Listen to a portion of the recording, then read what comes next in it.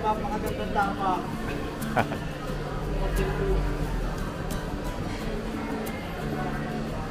Binabayadan namin yung mga kapatid.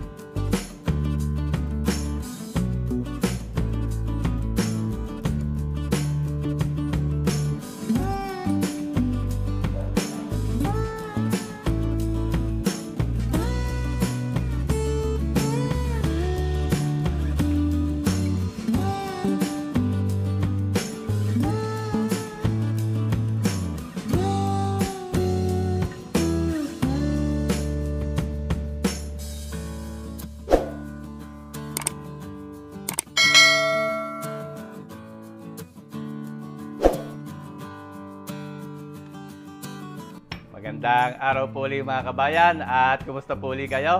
Tayo po ay galing nga ng palengke at magluluto ulit tayo ng isang simpleng luto naman ng baka. Meron po tayo dito sirloin, ayan, laman ng baka. At pinatapa ko na po ito sa palengke. Ayan, pinatapa ko na po para mabilis ang ating proseso ng pagluluto. At magluluto po tayo ng Bistek Tagalog. Yan, napakasimple lang po at ito po yung share ko po sa inyo yung aking version ng Bistek Tagalog. So simulan na po natin at una po natin gawin ay i-tenderize muna natin itong ating nabiling baka. Hinugasan ko na po ito at i-tenderize muna natin.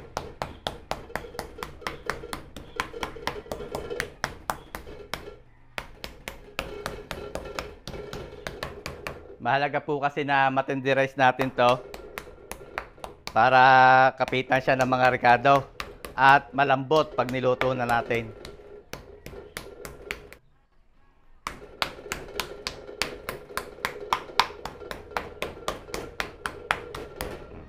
Okay, pwede na ho ito. Natenderize na natin lahat at gagayatin naman natin. Bago natin po gayatin ay babawasan natin itong mga matitigas na parte at ito ay napakakunat. Yan, gatel. Tatanggalin po natin yung gatel. At gayatin lang po natin ito ng across the grains.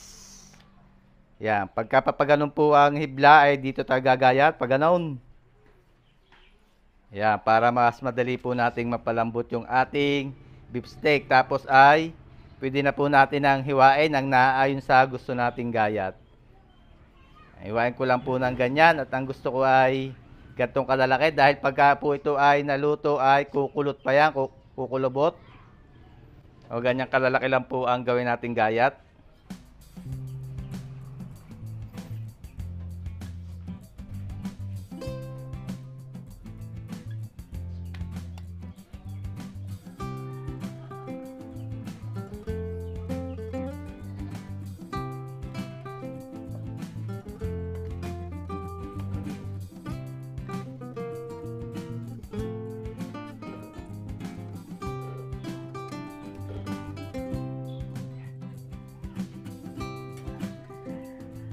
Okay na mga kabayan itong ating nagayat na natin.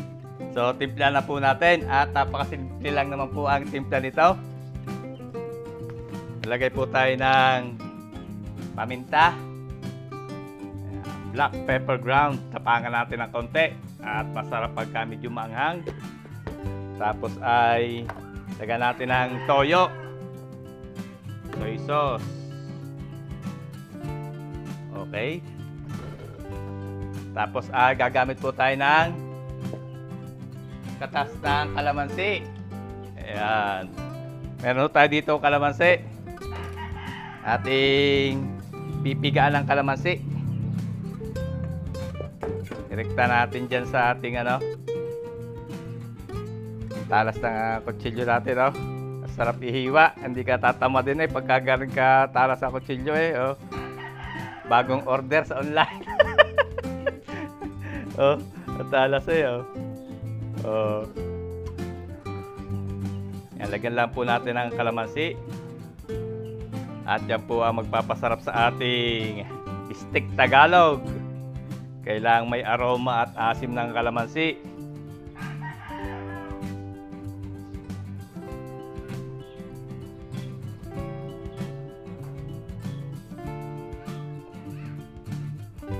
Okay.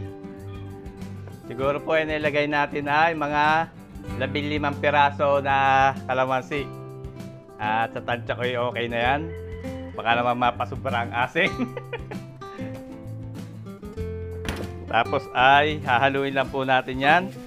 Bago natin haluin ay tayo magsuot ng guantes.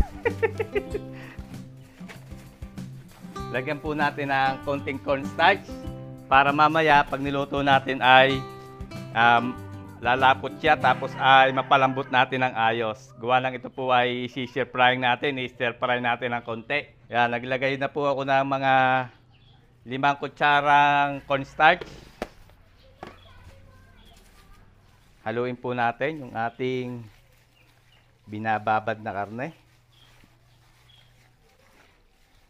Maamoy nyo na kagad yung aroma ng beef stick dahil doon sa katas ng kalamansi. Haluin lang po natin mabuti at ito ay ma-marinate natin at least 1 oras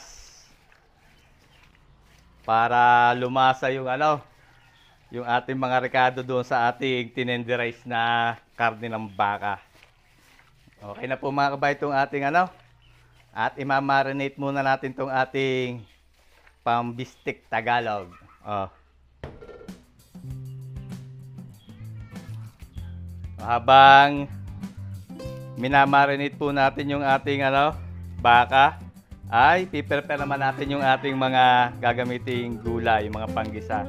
Gagamit po tayo nito sibuyas na puti. Mga 2 piraso at masarap po ito, manamis-namis. Sibuyas na puti. Gagawin natin tong onion ring. Ang dali nitong talupan, sarap itong talupan Para itong langkawas Naalala ko dati yung nanay ko yung mga lola namin may talim na parang sibuyas sa paligid na malalaki. Langkawas ang tawag. Gayatin lang po natin ng bilog. Onion rings. Yan. Tapos mamaya hiwa-hiwalayin po natin yan.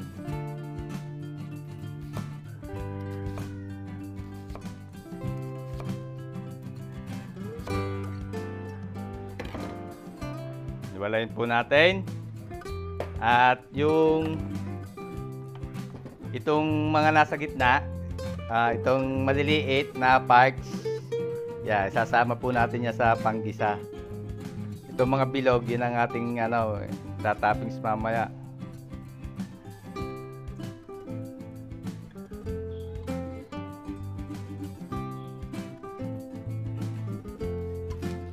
Ang gagamitin naman po natin panggisa itong sibuyas na Bombay, yung kulay pula. Hindi naman pula, kulay violet. Gayatin lang po natin ang panggisa. Ayan.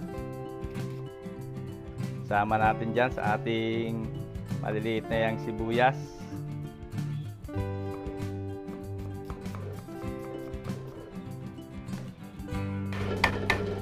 Ayan, magpipisari po tayo ng bawang.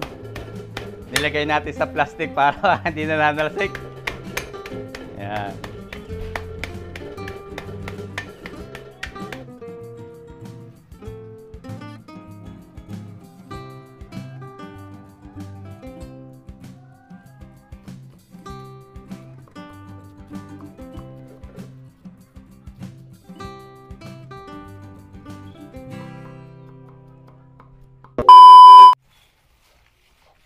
Pagkatapos mga kabayan ng isang oras ay nag-init ako dito ng kawali at nilagyan ko ng mantika at atin po munang stir fry saglit yung ating baka. At ito po yung version ko ng sisig para pag niluto natin ay fluffy at malambot.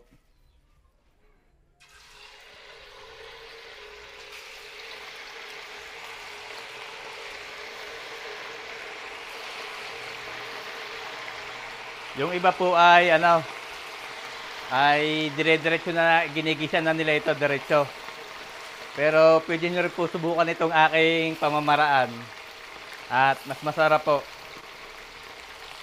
Para kayong gagawa ng beef broccoli pero ang timpla ay ang timpla ay bistik.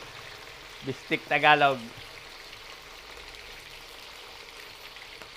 Ipan-fried lang po natin ito saglit.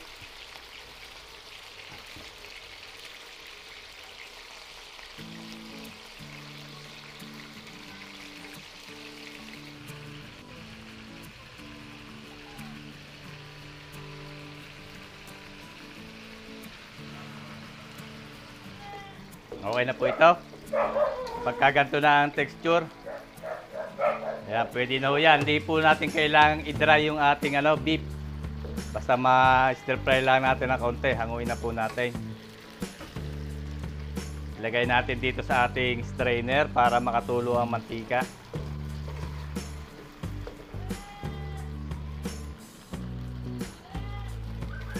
Hanguin po natin yung pangalawang batch.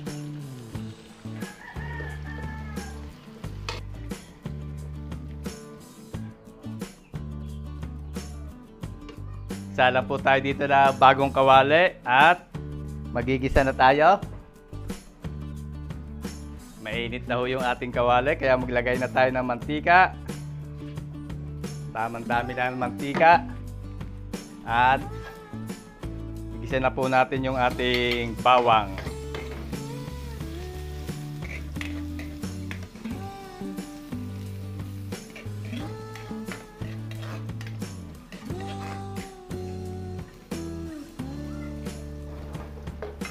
Tapos, sunod na po natin yung ating sibuyas. Pabanguhin po muna natin yung ating sibuyas.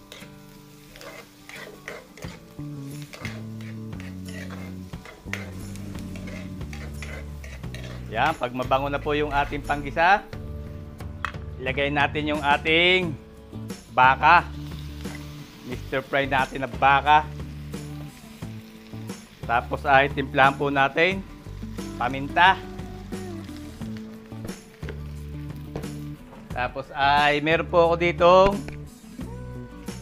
extra kalamansi. Lagyan po natin ng toyo. Pagsamahin natin. Yan, kalamansi at toyo. Pero tatansyahin nyo rin po at baka umalat yung ating ating niluluto. Haluin lang po natin.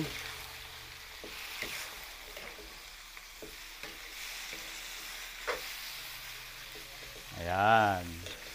Tapos ay sasabawan po natin yan pag nahalo natin ng ayos. At i-rehydrate natin yung ating beef.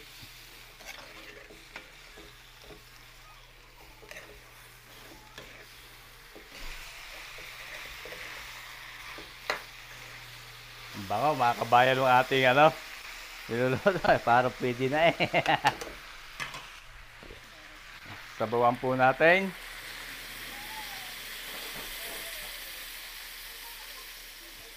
Yan, para mamaya may sauce yung ating yung ating beefsteak.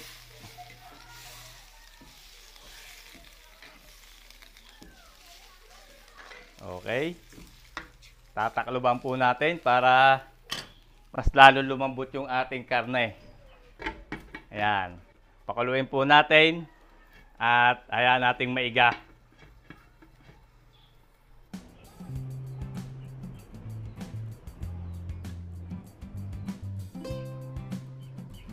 Buksan natin. Ang bangaw. Haluin po natin yan. Medyo naiga na. Tama-tama na sauce dito mga kabayan pero titikman muna natin at baka tayo sablay.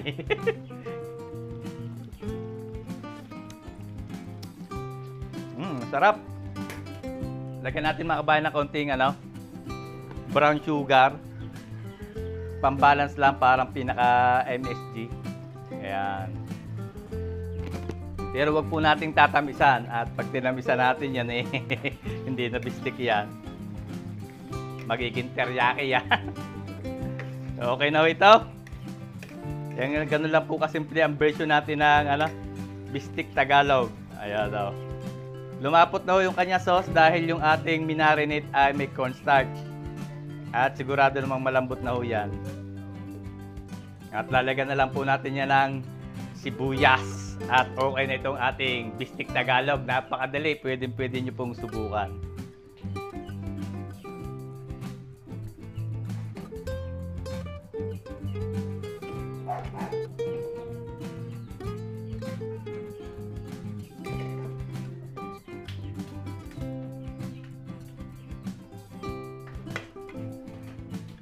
So yan, nilagyan po natin ng sibuyas at marami-rami sibuyas ang nilagay natin. Ganun lang po kasimple at napakadali yung ating beef steak Tagalog. Pwede nyo po yan subukan. At kung kayo po ay may mga kainan, karihan, pwede nyo subukan yung version ko ng beef steak Tagalog.